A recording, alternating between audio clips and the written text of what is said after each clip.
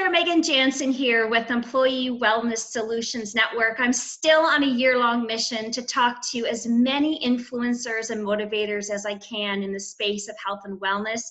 I'm so excited today to be chatting with Silken Laumann. Silken, you are such an amazing woman, Canadian Olympic rower, author of Unsinkable, an amazing read. You're also spearheading a social change project called Are Unsinkable. And I can't wait to get into this. Thank you so much for taking a few minutes out of your busy day for me. You're very welcome. Let's get into it. You started an amazing initiative called a social project, We Are Unsinkable.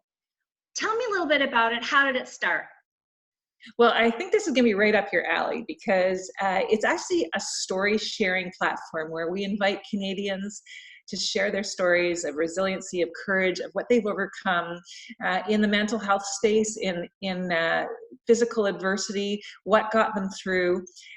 We've been privileged. We got Jan Arden's story coming up. We just published, one of the stories of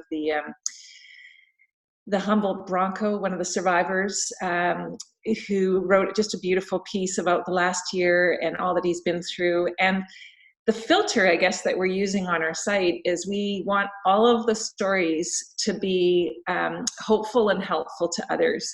So it's a place where we publish ordinary Canadian stories and some Canadians that are famous and we know of. And the idea is that by sharing our stories, we invite more authentic conversation about what people's challenges are, how they're overcoming them, how they're coming to a place of whole health in their life, mental, physical, spiritual health. And what's really interesting as you start to read these stories, we only launched in March, is you start to see that almost every mental challenge, mental health issue has part of it a physical solution. Often when people have like a physical challenge, a car accident, a tough diagnosis, there's also the mental piece of that. And I just feel like in our life, we've separated the physical and the mental, like, you somehow you don't really live in your body.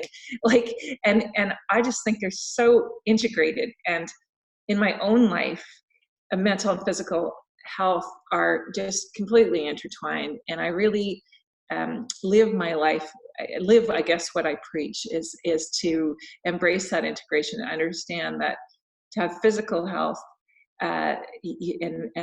really to have health, you have to have all three. And I think being authentic and having those conversations of your own story and sharing stories is such a great way of helping each other. And I think what's so tremendous about this initiative is it helps people live through others going through some things and seeing them come out the other end through tips and strategies, right? And insight. Because I think when you're in the middle of a struggle, if you feel very isolated, certainly if you're in the middle of a mental health struggle, depression, OCD, terrible anxiety, it's hard to imagine how it's going to feel when you feel better. And I think that actually prevents a lot of people from reaching out for help because they can't imagine that anything is going to help. And certainly in my own life, when I've been struggling the most, that's how I have felt that, how's this ever going to get better? This is just who I am. It's somehow a weakness inside me that's not fixing it. And, the more we learn about mental health and just, whole health, the more we realize like there are so many aspects of our mental health that can be changed through, sometimes it's medication, sometimes it's counseling, sometimes it's cognitive therapy. It's often, exercise plays a component, good nutrition. All of these things have a huge impact in how we feel mentally, how we feel spiritually, how we feel physically. It's such an important part. And when we bring that back to the workplace, I mean, at the end of the day, people are people. And everybody struggles and everybody has a story and everybody is affected by mental health and mental challenges that come with that. Would you have any tips or strategies that you've helped you through some of your toughest times? Because you've had, just like all of us, tough times that you've had to really push through and recognize where you need to spend your time for self-care. Yeah, so I mean, I actually wrote a book about my story called Unsinkable. So that's kind of where we got the idea of the website title. And you know, of course, it makes sense because I was an Olympic rower, and you know, everybody sort of thought of me as unsinkable because I had this accident 10 weeks before the Olympic Games, and but it had a lot deeper meaning to me. To me, the word unsinkable is really like that we all have the resilience somewhere inside us. We all have the strength, and sometimes it just takes adversity to bring it out. So I went on, you know, quite a long journey to good mental health after I had my children and the stresses of life, right? You know, 2 children, I went through a divorce, I had a big career, lots of demands, constantly pushing myself. And suddenly, you know, you're either going to give out physically or you're going to give out mentally. And for me, it was the mental, because I got such a darn strong body. It's going to take a lot to take that one down, right? And Yeah. and you know, I realize now, you know, I was actually quite deep in a depression, and I had huge amounts of anxiety and rage, all sorts of things coming up for me. And I had to, you know, and we can talk about that or not talk about, you know, that journey of healing. But as far as tips and strategies, I really learned about the importance of caring for myself. Mm-hmm. I've always been the kind of person that looks after themselves physically. So, you know, obviously I was an Olympic athlete. That was a big priority. So I worked out and I ate relatively well. But I don't think I really understood the emotional side. Um, One of the things I learned in my journey is how important alone time is for me. I have a very extroverted life. I do, you know, speeches in public. I'm on the media, and I recharge by being by myself. And when you've got young kids and you've got a big career, that's the hardest time to prioritize. You know, it feels really selfish. And so I think the most powerful thing I learned was really to put self first and to really try to understand my needs and meet those needs in order to be at my capacity in my life. And I think, like a lot of people, when they've got big jobs and they're struggling sometimes with balancing it all, and we all do, right? It feels selfish to prioritize, you know, going for a walk by oneself. But I always come back to, when we look after ourselves first, we're actually looking after everything, because that's the foundation. So we're laying. I'll be going to Toronto. I've got 4 big events back to back. I'll be flying to Boston. I'll be coming back to Toronto. I mean, it's just a normal week for me. And that could be quite stressful. I've learned that stress is actually an internal experience. So I could be flying across the country and bemoaning the fact that I'm on a plane again, and I could be letting everybody else's attitudes get to me, or, you know, just negative talk get to me. And what I realize is that I'm in charge of my internal environment. You're in charge of your internal environment. And that's what really matters. Some people, I mean, I would find it stressful to be a doctor. I would find it stressful to be an astronaut. You know, I don't know how they deal with that stress, but they obviously, people who do very well constantly over time in stressful situations, have found some sort of mechanism in how to deal with that stress. So one of the things I ask myself on any given day, we have a special needs daughter that can be really stressful too. We had a tough week with her last week. I kind of melted down on Friday, and I asked myself, what do I need? And the answer for me was, I need to go out and do a really hard workout. I actually need to burn off some of this chemistry of being in flight and fight all week. And so I went and I climbed some mountains on my bike, and I just hammered myself and released that adrenaline. And I met that need. And lo and behold, later that day, when I did have to go to work again on Saturday, I felt refreshed. I did not feel resentful. I did not feel overwhelmed, because I'd had a little bit of something that was about me and what I needed. It's like filling that cup or filling that bucket so you feel the best you can feel, even when you're feeling not so great.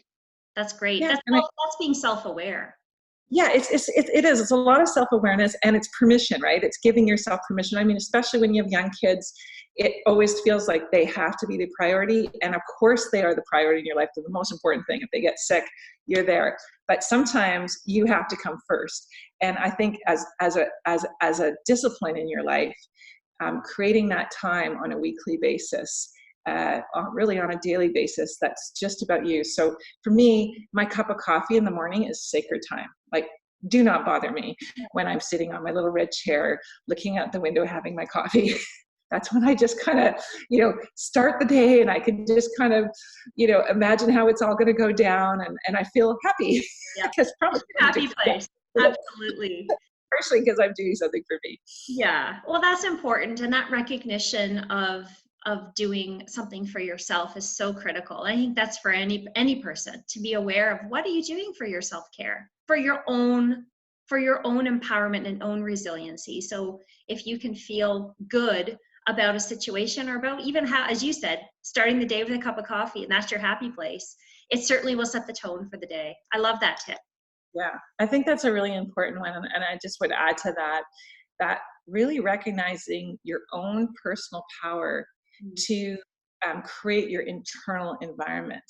So, when I was an Olympic athlete, I would think, it really doesn't matter what else is going on. What matters is my own boat and my own performance. So if the person in lane 3 surges, and the person and starts to, be 10 seconds ahead of me, and somebody catches a crab behind me and is, 10 seconds behind me, it shouldn't profoundly affect my own race and my own experience. And I try to go through my life with that as well. I come into contact with hundreds and hundreds of people every single week. And obviously there are some people that have some toxicity in their energy. And there's some people who, you can just feel how negative they are. But I choose to find the people that are positive and that are going to lift me up. And I've chosen work that has purpose. I think that's the other piece of it, is finding purpose in your work. I just want to break that down for a second, because for some people that would mean, oh my gosh, I've got to have a career change, because I got to do something like life coaching, or, do what Silken's doing, speak to hundreds of people about self-worth and self-esteem and all these things. And a lot of time, it's about doing exactly the job that you're doing, but doing it differently. Finding a different reason for doing it. For instance, when my kids were young and I had to fly across the country regularly and leave my little people, it was really hard. But I would remember 2 things. One, I was earning money, and that money was going to help my kids in their education, and it was going to help them, establish their lives. So that was one piece. And the second piece, or the first, depending on the day, was that I felt that the nature of my work was helping people in their personal journeys. So say you're in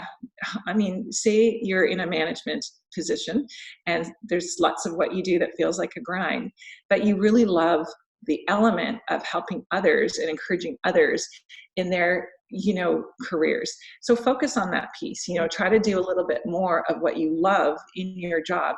And I think that what happens is, if we can adapt our jobs a little bit and tweak our jobs so that we're focusing on what we're actually good at and excited about, we're actually going to be so much more effective and happy. Sometimes people struggle in their professional lives and can't find, or they really struggle to find that piece that's going to inspire them. And I say then, make sure that you're using your discretionary time that in a purposeful way. So whether it's pursuing your art or music, or whether it's volunteering with the elderly or the special needs community, if you're feeling frustrated in your career, sometimes really the answer is not your career. It's about your discretionary time and how you're using it. It's finding things that you're most happy about and doing more of that. Do you find things that you love to do? And I mean, there's such a full other discussion on gratitude and giving, and the giving of our time and our resources and whatnot. It just fills ourselves back up when we do that. And I love that, how you kind of mentioned what gives you energy, what takes away energy, what gives away energy. Okay. So try to find experiences in your life that bring you energy. For me, creativity is really important. So I paint and I play the piano and I read and I write, and those are creative experiences for me, and they help me bring more of myself each and every day to other aspects of my career.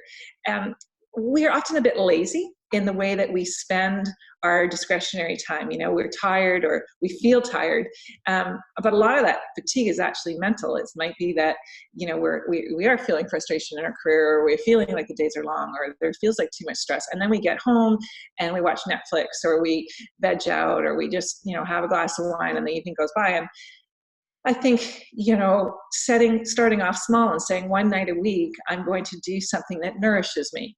And maybe that's going for a walk with a friend around the block, walking the dog, playing with your dogs. I have a lot of animals in my life, got cats and dogs, and they bring me a lot of joy. And I like spending time with them, and they kind of fill me up and, re-energize me. So, you know, maybe start off small and just say, like, one night a week, I'm going to do something that nourishes me. And pretty soon you'll find that most of your discretionary time is spent in ways that fulfill and nourish you. I love that.